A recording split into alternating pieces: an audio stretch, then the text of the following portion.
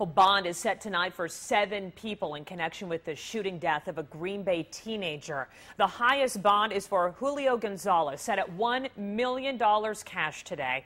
Police say he confessed to pulling the trigger. Bond also set for these other suspects.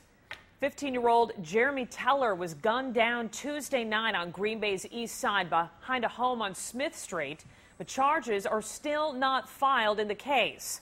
NBC 26's Heather Burke is in the newsroom with more. There's so many people involved in this case, and the Brown County District Attorney says their stories keep changing. He's still trying to prove each suspect's alleged role in this brutal shooting death.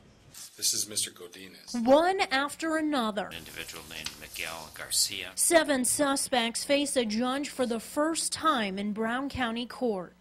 This is Julio Gonzalez, who police say confessed to firing shots that killed 15-year-old Jeremy Teller.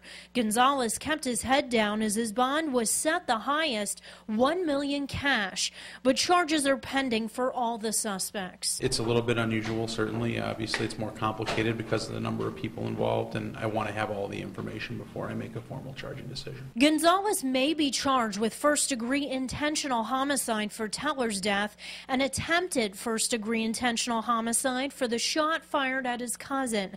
Then there's the other 6 suspects who police say pulled up behind this house on Smith Street where shots rang out. Even if they're not the direct actor, if they were parties to this crime, they can't be charged with that crime and face the same penalties. The suspects' families did not want to talk on camera because they tell us they fear for their safety.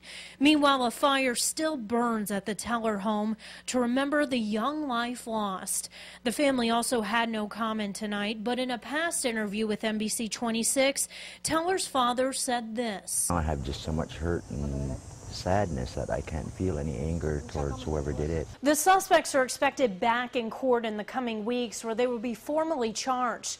If convicted of first-degree intentional homicide, Gonzalez faces life in prison, and the others could face a similar punishment. Reporting in the newsroom, Heather Burke, NBC 26.